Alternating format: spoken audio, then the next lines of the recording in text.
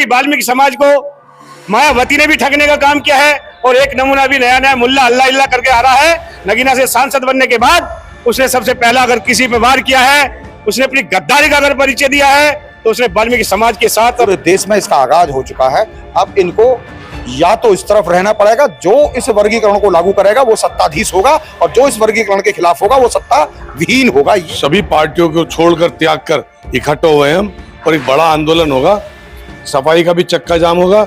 हमारा समाज पढ़ा लिखा है, शिक्षित है और हम आरक्षण का लाभ बंटवारा होकर रहेगा, इसे लेंगे और दिसंबर में दिल्ली के अंदर हम लाखों की संख्या में हम लोग बहुत बड़ा प्रदर्शन करेंगे। दोस्तों नमस्कार, मैं विकास, आप देख रहे हैं टीवी इंडिया। लगातार वर्गीकरण पिछले 1 महीने से मैं आपको दिखा रहा हूं। 1 अगस्त सुप्रीम कोर्ट का फैसला आया था और उसके बाद तमाम डीसीएस समाज या वंचित समाज उसमें एक क्रांति की लहर दौड़ गई है। आज मैं मेरठ की धरती पे हूँ। मेरठ की धरती वही है जहां से क्रांति की शुरुआत हुई थी। ऐसे में तमाम लोग हैं। वर्गीकरण को लेकर एक बड़ा फैसला यहाँ पर लिया गया है। तमाम लोग हैं। ब्रह्म प्रकाश जी मेरे साथ हैं। क्या कहेंगे सर, आज मेरठ की धरती पर आप आए हैं, तमाम लोगों को क्या कहना चाहेंगे, क्या बड़ी बात हुई है आज यहाँ? देखिए, वंचित समाज में ये 1 अगस्त का जो वर्गीकरण का जो फैसला आया है वो सामाजिक न्याय के लिए इतिहास में अभी थोड़ी देर पहले चर्चा हुई थी कि जैसे 15 अगस्त 1947 को देश आजाद हुआ था, उसी तरीके से वंचित समाज के लिए 1 अगस्त 2024 में माननीय सुप्रीम कोर्ट की खंडपीठ ने जो न्याय दिया है वो भी एक स्वर्ण अक्षरों में इतिहास में लिखा जाएगा, जिससे कि वंचित समाज की आज लाइफ लाइन के बारे में जितने लोग उद्धार के लिए लड़ रहे हैं, तड़फ रहे हैं, उसमें सभी मेरठ की धरती से पहले तो शुरुआत हर शहर से हुई है। जिस तरीके से 1 तारीख को डिसीजन आया और 1 तारीख के डिसीजन के बाद ये इम्प्लीमेंट करने के लिए जिस प्रकार से सरकार से गुहार कर रही है वंचित समाज, उसी प्रकार से इसका दूसरा पक्ष है जो बहुजन समाज के तथाकथित नेता बहन कुमारी मायावती जी और चंद्रशेखर रावण जी इसका विरोध कर रहे हैं और वो कांग्रेस पार्टी का सहारा ले रहे हैं, कहीं समाजवादी पार्टी का सहारा ले रहे हैं और दुष्यंत चौटाला जो हरियाणा से हैं उनके साथ समझौता करके दिल्ली की रैली में वहां के लोगों को पेश कर रहे हैं। उनके अपने चंद्रशेखर रावण जी के तो थे नहीं, क्योंकि चंद्रशेखर रावण जी के साथ तो वाल्मीकि समाज था। अब ये वहां के सांसद होने के बाद वहां से लोगों को ला करके स्टेडियम में कर रहे हैं। लेकिन ये वर्गीकरण का जो फैसला है वो बहुत सराहनीय है। हमारी मांग है कि देश के अंदर जिस तरीके से मेरठ में ये आगाज हुआ, अलीगढ़ में हुआ है, कल अलीगढ़ हम करने जा रहे हैं और उससे पहले 18 अगस्त को हमने आगरा में किया है, रामपुर में हुआ है, चंदौसी में हुआ है, कानपुर में हुआ है, लखनऊ में हो रहा है, हिसार में हुआ है, सोनीपत में हो रहा है, पंजाब में हो रहा है, अंबाला में हो रहा है, पूरे देश में, और कोटा राजस्थान जयपुर में हो रहा है। पूरे देश में इसका आगाज हो चुका है। अब इनको या तो इस तरफ रहना पड़ेगा, जो इस वर्गीकरण को लागू करेगा वो सत्ताधीश होगा और जो इस वर्गीकरण के खिलाफ होगा वो सत्ता विहीन होगा। ये तो क्या ब्रह्म प्रकाश जी, एक बड़ा सवाल ये है कि आरक्षण में वर्गीकरण की लड़ाई जो है लगातार वाल्मीकि कम्युनिटी उठा रहा है, क्या डीएससी समाज का कोई संयुक्त मोर्चा बनेगा? क्या तमाम और जातियां आएंगी? अभी जो लगातार जो लड़ाई लड़ रहा है वो वाल्मीकि समाज, चाहे जंतर मंतर हो, मेरठ हो, पंजाब हो, कहीं पर भी अगर आवाज आ रही है तो वो सिर्फ वाल्मीकि कम्युनिटी की आ रही है। तो डीसीएससी समाज में लगातार जो जितनी सारी जातियां हैं, क्या उनका भी एक संयुक्त मोर्चा बनाया जाएगा? हाँ, संयुक्त मोर्चा बनाने के लिए हमने 7 तारीख को दिल्ली के अंदर एक बैठक की थी, जिसमें धोबी समाज के मुरारी लाल ज्ञान प्रकाश जी और 5 उनके संगठन के जो धोबी समाज का संगठन है उनको बुला करके हमने मीटिंग की थी। तो उन्होंने 250-300 नेताओं को बुला करके धोबी समाज ने अपना समर्थन जाहिर किया है। धानुक समाज पूरी तरह से हरियाणा के अंदर और पंजाब के अंदर इसमें समर्पित है। इस आंदोलन के अंदर खटीक समाज के भी लोग इसके आंदोलन में शरीक हो रहे हैं। हाँ, आपका कहना ठीक है कि जिस प्रकार से वाल्मीकि समाज अग्रसर होकर के फ्रंट लाइन पे बैटिंग कर रहा है उस तरीके से नहीं कर रहा है बाकी समाज। अब जो सूर्यवंशी राजपूत के नाम से बने हुए हैं उनको मलाई तो चाहिए ऊपर की लेयर में आरक्षण के अंदर, लेकिन वो लड़ नहीं रहा है। लड़ तो केवल वाल्मीकि रहा है, क्योंकि वाल्मीकि इससे वंचित ज्यादा रहा है और वाल्मीकि सबसे ज्यादा अछूत है और सबसे ज्यादा वंचित है। दलितों में भी दलित सबसे ज्यादा वंचित है और वाल्मीकि है, तो इसलिए फ्रंट लाइन पे आकर के लड़ रहा है। अब ये उनकी लड़ाई नहीं है, अब ये हमारी लड़ाई है, क्योंकि हमारे लिए इसका हक नहीं मिला है, क्योंकि हमारे ही लोग सबसे ज्यादा नाली में सफाई का काम करते हैं, सीवर में काम करते हैं और सबसे कम वेतन पाते हैं। सीवर में मरते भी हमारे लोग हैं। खटीक समाज का कोई नहीं मर रहा है, धोबी समाज का कोई नहीं मरता है, धानुक समाज का कोई नहीं मरता है। मर कौन रहा है? मर तो वाल्मीकि समाज रहा है। अभी आपको देखो, कोरोना हुआ, कोरोना में कई करोड़ भारत के अंदर लोग मर गए, 2-3 करोड़ मरे। पूरी दुनिया में 5-6 करोड़ लोग मरे। पूरी दुनिया ने, इंडिया के police, paramedical staff, doctors, and sweepers को सलूट किया। हर दुकान पर सलूट लिखा हुआ था। स्वीपर कम्युनिटी के लोगों को, स्वीपर कम्युनिटी के स्वीपिंग करने वाले लोगों को, सिपाहियों को सलूट करते हैं। लेकिन ना तो स्वीपर कम्युनिटी के जो स्वीपर थे उनके पास ना तो पीपी किट थी, ना उनके हाथ में दस्ताने थे, ना उनको इलाज करने के लिए कोई स्पेशल पैकेज दिया गया। और तो और पूरे भारत में जिन लोगों से सफाई करवाई गई उन लोगों को 3-3 महीने की, 6-6 महीने की तनख्वाह रोक दी गई। उसके लिए तक आंदोलन कर, इसी की जो बात चंद्रशेखर कह रहे हैं, उन्होंने अपनी रैली में कहा है कि हम डीसीएस समाज की लड़ाई लड़ेंगे, डीसीएस समाज को इंसाफ दिलाएंगे। बेईमान है, वैचारिक बेईमान है चंद्रशेखर।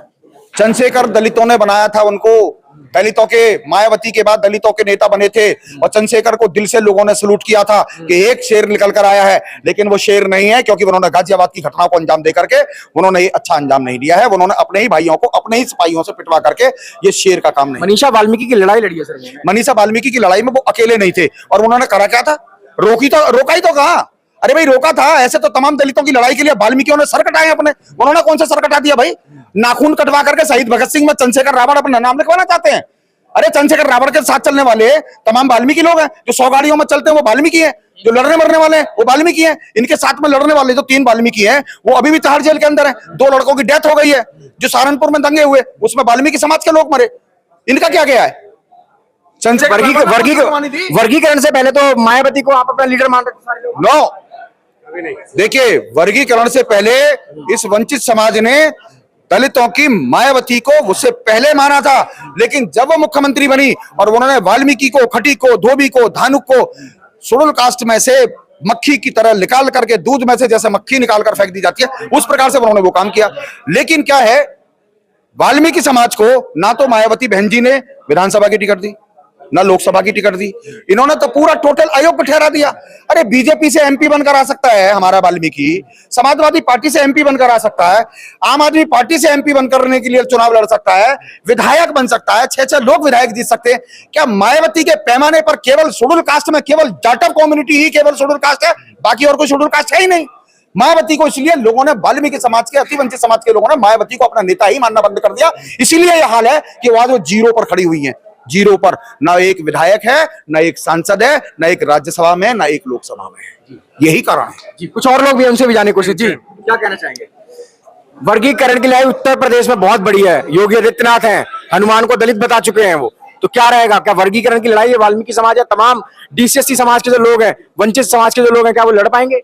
बड़ी लड़ाई क्या है? मैं विजेंद्र लोरे, पूर्व विधायक प्रत्याशी हस्तिनापुर। मैडम,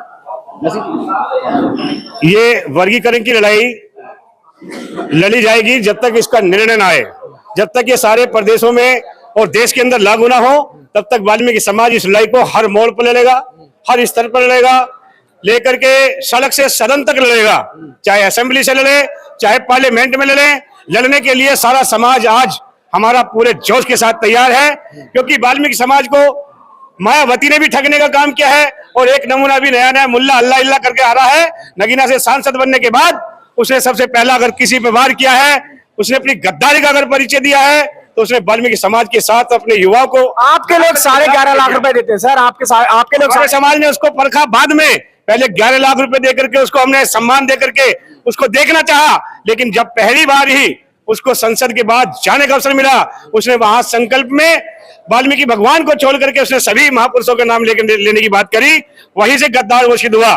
लेकिन कुछ ही समय बाद गाजियाबाद के अंदर इस आरक्षण की, वर्गीकरण की मुहिम में वाल्मीकि समाज के युवा पे जो उसने हमला कराया है, उससे स्पष्ट हो गया और सिद्ध हो गया है कि चंद्रशेखर आजाद मायावती का ही एक नमूना है। क्योंकि मायावती ने भी कभी किसी विधानसभा में, विधान परिषद में, राज्यसभा में, लोकसभा में कोई टिकट नहीं दिया। इसी प्रकार से चंद्रशेखर आजाद, ये आजाद है तो केवल चमारों के लिए है, वाल्मीकि समाज के लिए तो ये हमारे लिए कुछ भी नहीं कर सकता। ये हमारा दावा है। जी, कुछ और लोग भी हैं। जी, क्या कहना चाहेंगे? मैं ये कहना चाहूंगा कि मेरठ की क्रांति धरा से आरक्षण में उपवर्गीयकरण को लेकर आंदोलन का आगाज हो चुका है और आज हजारों की भीड़ में वाल्मीकियों ने इकट्ठे होकर जो महापंचायत की है, इस क्रम को अब लगातार जो है जारी रखा जाएगा और इस लड़ाई को अंतिम समय तक, यानी जब तक हमें आरक्षण में वर्गीकरण का जो 1 अगस्त का जो सुप्रीम कोर्ट का फैसला है वो लागू नहीं हो जाता है, तब तक पूरा वाल्मीकि समाज एक एक साथ होकर एक एकता के साथ जो है सड़कों पर उतरेगा और निश्चित तौर से जरूरत पड़ी तो सफाई का चक्का पूरे प्रदेश में जाम होगा, पूरे देश में भी हम सफाई का चक्का जाम करेंगे, लेकिन किसी भी कीमत पर चंद्रशेखर आजाद और मायावती के मंसूबों को पूरा नहीं होने देंगे। आज इस सभा में यही तय किया गया है कि आने वाले समय में इस आंदोलन को लगातार जारी रखा जाएगा, क्रमिक अनशन होगा और निश्चित तौर से काम बंद हड़ताल भी होगी। ये आपके समक्ष, मैं आपके समक्ष इस बात को बताना चाहता हूं कि पूरा वाल्मीकि समाज आज इस पंचायत के माध्यम से एक मंच पर आ चुका है और इस एकता के साथ ही हम आगे का रण की तैयारी कर रहे हैं। क्या लग रहा है वर्गीकरण को लेकर कहीं ना कहीं समाज बिगड़ रहा है? समाज देश की आजादी के 77 वर्षों के बाद भी वाल्मीकि सफाई मजदूर वर्ग की समतुल्य जाति के लोगों को अनुसूचित जाति के लिए जो आरक्षण तय हुआ था पूना पैक्ट के बाद, उसका लाभ नहीं मिला। इसीलिए ये लोग जो है सामाजिक बड़ा आंदोलन होगा, सामाजिक, आर्थिक और राजनीतिक रूप से पिछड़ा हुआ है।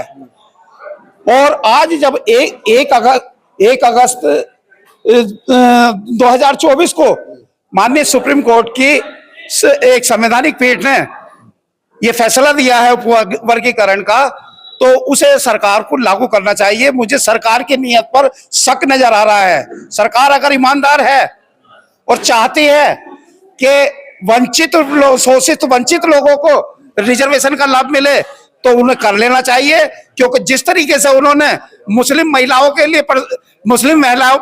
लिए जो है लाके वो प्रस्ताव लाके ट्रिपल तलाक का लाके पास किया है और 370 धारा 370 को हटाने का काम किया है।